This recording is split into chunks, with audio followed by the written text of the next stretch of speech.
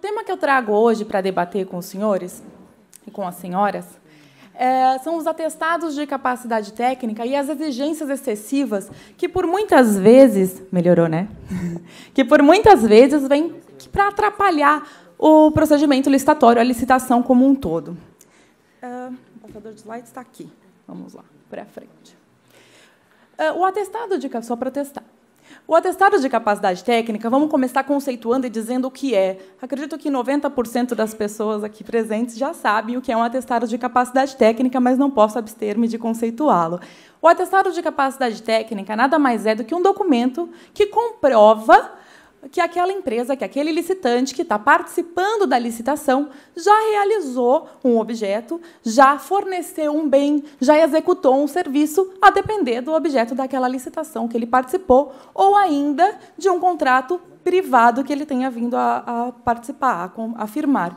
Porque o atestado de capacidade técnica não só pode ser emitido por pessoa jurídica de direito público, por órgãos públicos, como também pode ser emitido por pessoa jurídica de direito privado, por empresas. O que não pode é que um atestado de capacidade técnica seja emitido por uma pessoa física. Eu digo que a empresa tem capacidade técnica, isso não pode. Agora, empresas privadas ou órgãos públicos podem emitir um atestado de capacidade técnica. Esse atestado de capacidade técnica ele tem previsão legal na Lei 8666 de 93, no artigo 30, que fala sobre a qualificação técnica da empresa que vai participar da licitação. E esse artigo 30 ele fala o que pode ser solicitado para a comprovação da qualificação técnica da empresa. E aí vem o inciso 2º do artigo 30, que diz que a comprovação de que pode ser solicitado comprovação de aptidão para desempenho de atividade pertinente e compatível em características, quantidades e prazos com o objeto da licitação. E aqui, senhoras e senhores, temos que analisar o nome, o que o artigo pede. Ele pede comprovação de aptidão. O que a lei determina é que se comprove que a empresa tenha aptidão para desempenhar um serviço, para fornecer um bem. Não se solicita aqui que seja um objeto idêntico ao que está sendo licitado. Eu preciso comprovar que eu já forneci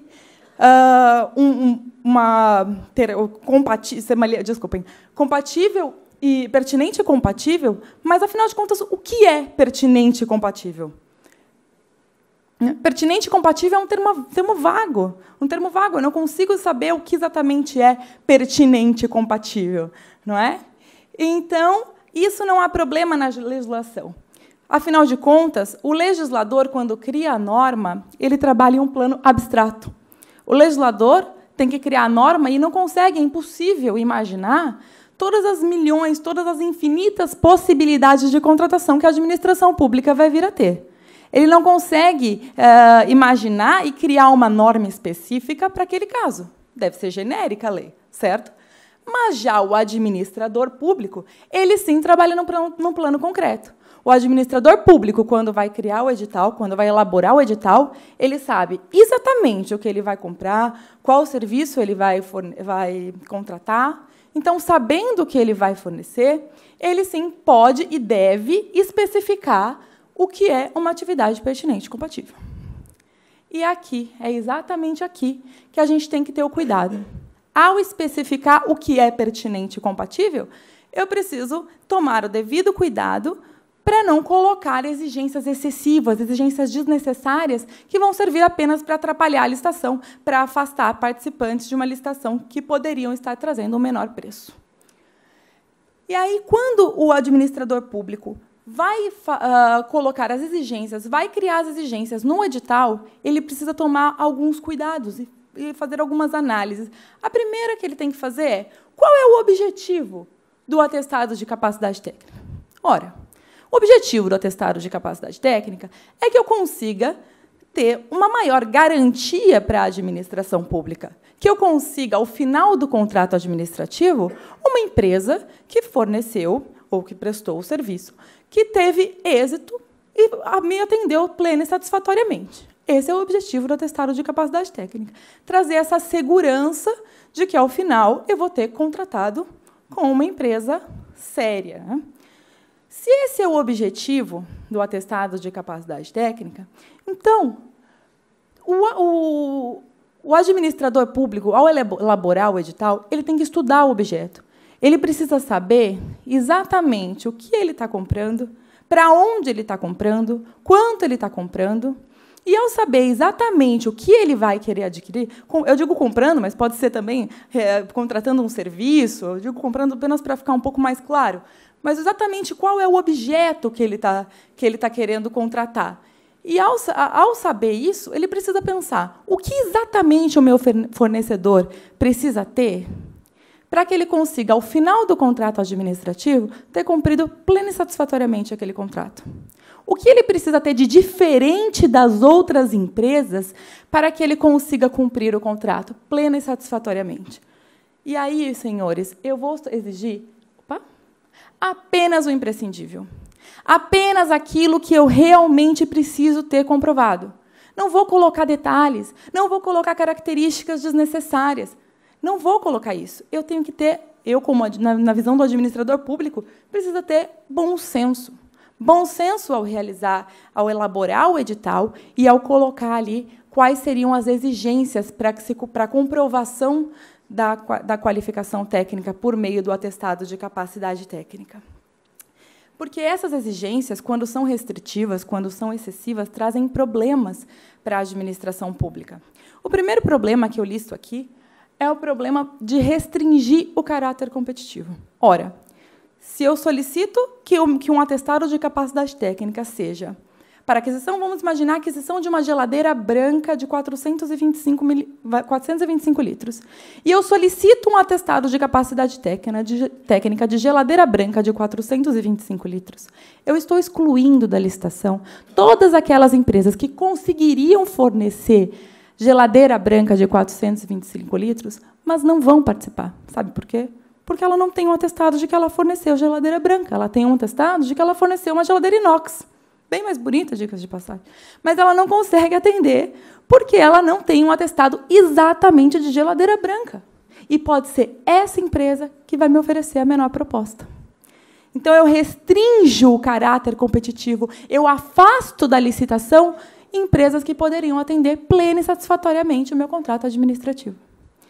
E isso fere de morte o princípio da isonomia.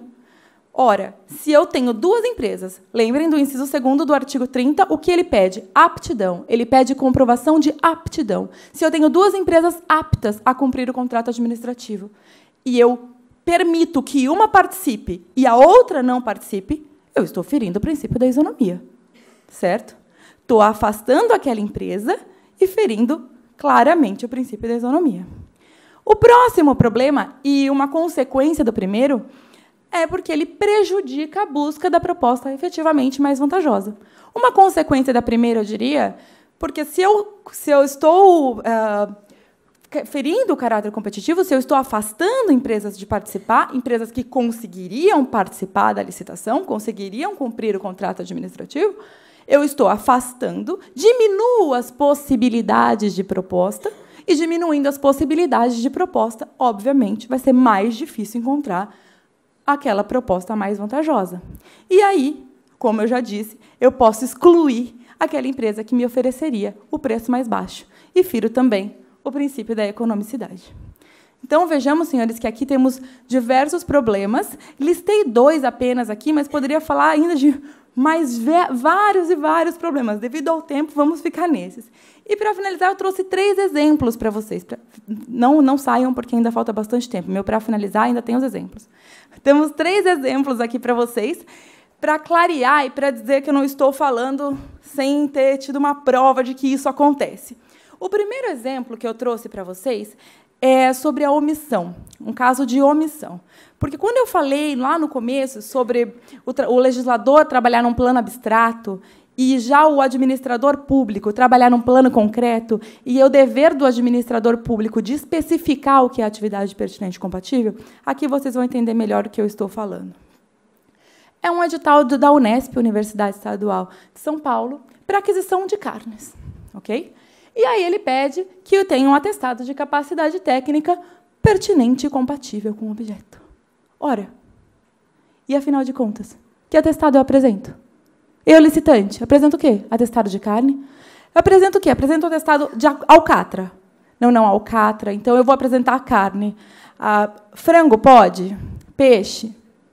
Qualquer alimento é compatível com carne? Então, eu apresento um atestado de milho, mas eu não tenho aquele caminhão refrigerado e eu não consigo levar carne. Mas milho é alimento. Ou seja, o que é pertinente e compatível com o objeto da licitação? Não tenho especificado. E aqui, senhores, a gente está falando do julgamento objetivo, né? Como eu tenho um julgamento objetivo na licitação, que é um dos principais princípios específicos da licitação, se o meu edital não tem as características específicas para eu ter um julgamento específico? Ora, o julgamento objetivo me coloca que eu teria que ter 10 julgadores numa mesa, os 10 vão ter a mesma coisa, vão dizer a mesma coisa, sim ou não, é objetivo. Aqui, ele vai pensar que frango é compatível, ela não, frango não, eu não como frango, ele não, ali é linguiça. Não tem, ninguém sabe o que é pertinente e compatível nesse caso. Então, é preciso especificar o que é pertinente e compatível. Ok, superado isso, esse trauma, vamos falar, então, de um atestado que traz, agora sim, uma exigência excessiva, que é o atestado da Secretaria de Turismo de São Paulo, da Prefeitura de São Paulo. E aí a Secretaria de Turismo vai comprar água, copinhos de água, 200 ml cada um, embalagem de 48, isso que ele vai comprar ali para fornecer em 12 meses.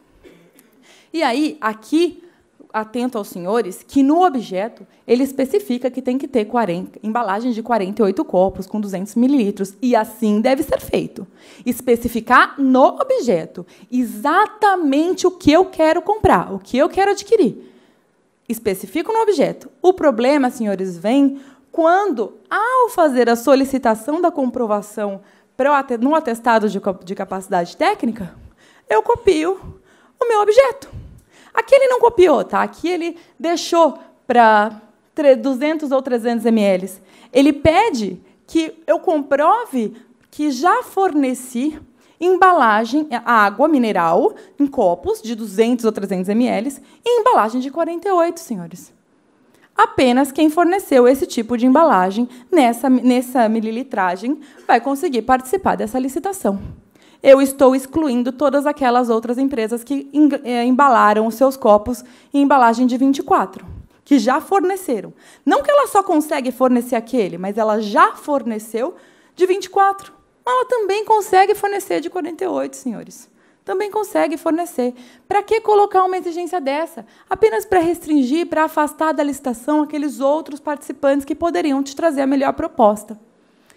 Então, aqui temos um problema. Inclusive, aqui, ouso dizer que temos que tomar o devido cuidado de... Existem objetos que são tão simples, não precisam comprovar aquela aptidão que o inciso 2º. Porque o artigo 30, quando ele fala da qualificação técnica, ele fala que limitar-se-á às exigências. Ele não diz que você é obrigado a pedir atestado de capacidade técnica. Então, senhores, para fornecimento de água em copinhos, embalagem, para um evento, às vezes nem precisa pedir um atestado de capacidade técnica. Ou se vai pedir, que peça com um devido cuidado de não excluir aquelas empresas que têm a capacidade de participar. Certo? O próximo exemplo é agora um pouco mais técnico, é para operação e fornecimento de semáforo, e também para substituição dos que já existem na cidade de Ilhéus. E aí são semáforos. Agora sim, estou falando de algo que precisa comprovar uma certa aptidão. Não é qualquer um que consegue fazer o sistema de um semáforo, operacionalizar e tudo mais. Então, já que eu preciso, eu vou mostrar aqui para vocês o que a Prefeitura de Ilhéus pediu de atestado de capacidade técnica. Essa é só a primeira folha, tem a segunda, tá? Eu sei. Eu não vou ler, fiquem tranquilos, tá? E aí, mas eu vou puxar algumas coisas, como, por exemplo, ele me pede que tenha uma carenagem. Carenagem é um print do edital, tá? Mas uma carenagem com um braço de 101 milímetros por 6 metros. De 101 milímetros.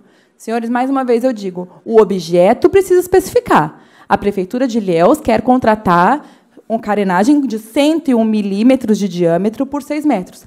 Perfeito. Agora, eu não preciso comprovar que eu já fiz uma carenagem de 101 milímetros por 6 metros de diâmetro, senhores. Não precisa. O segundo que ele coloca, o segundo que eu peguei aqui, tá, aleatoriamente, ele coloca aqui aquela LED de verde do semáforo, vermelho, amarelo, verde. Aquele verde tem que ter 364 LEDs. 364, senhores, se eu tenho um atestado de capacidade técnica que comprova que eu sou a melhor empresa de fornecimento de semáforo do Brasil. Mas, puxa vida, o meu LED verde só tem 363. Eu não consigo fazer um LED com 364. Impossível. Não posso participar da licitação. Perco a licitação, não entro na licitação, porque o meu LED é de 363 ou 365 LEDs. Não posso tirar uma. Impossível. Aqui tem só mais uma, ele também pede 200 milímetros a lâmpada, enfim. Bom, e aí, aqui eu trago um problema, prometo que estou acabando, eu trago um problema que é o seguinte, quando o administrador público elabora um edital e coloca todas essas exigências, especifica e detalha tantos itens, vou tomar cuidado ao dizer isso, mas entendam o que eu quero dizer. É como se ele pedisse, pelo amor de Deus, para o particular. Falsifica esse atestado, por favor. Ele vai falsificar. O particular vai falsificar. A minha lâmpada de LED não tem 364. Ok, agora tem 364. Falsifica um atestado de capacidade técnica e participa da licitação. E aí, sabe o que acontece? Restringiu o caráter competitivo. Excluir aquela empresa que ia fornecer o menor preço, suponhamos, excluir. Contratei por um preço mais alto, contratei uma empresa que falsificou um atestado mais caro e eu não estou contratando aquela empresa que comprova ter aptidão, que era a única coisa que o Instituto pedia, comprovar aptidão. Se eu colocasse um pedido de um atestado de solicitação de atestado de capacidade técnica que só comprovasse que ele tem tecnologia suficiente para realizar um semáforo, ok, entraria aquele com aptidão. E aqui eu fiz tudo isso e não contratei a empresa apta. Ou seja, a gente tem que tomar cuidado também no momento da fiscalização. Não é somente no momento em que eu estou fazendo a parte habilitatória, que eu estou ali na habilitação, que eu preciso tomar esse cuidado também da fiscalização. Fiscalização tem que vir em 2 horas. A primeira hora é fiscalizar esses atestados de capacidade técnica, se eles realmente são verdadeiros, e fazer as solicitações pertinentes, razoáveis, com devido bom senso. E também, senhores, não adianta de nada ser enérgico nas exigências de habilitação se não houver rigor na fiscalização. Não adianta. Eu sou super enérgica, eu peço 101 milímetros de braço na hora de pedir o atestado de capacidade técnica. E quem me fornece um braço. E aí, sim, agora eu quero que tenha 101 milímetros, porque era o objeto da licitação que tem que estar especificado. E quando ele me fornece qualquer braço, me fornece na hora que quer, quando quer, não me fornece, e não tem fiscalização e não tem punição para essa empresa. Então, não adianta fechar na habilitação, colocar exigências excessivas, se na hora de fiscalizar e punir, isso também não é efetivo. Ok? Muito obrigada a todos e uma boa tarde.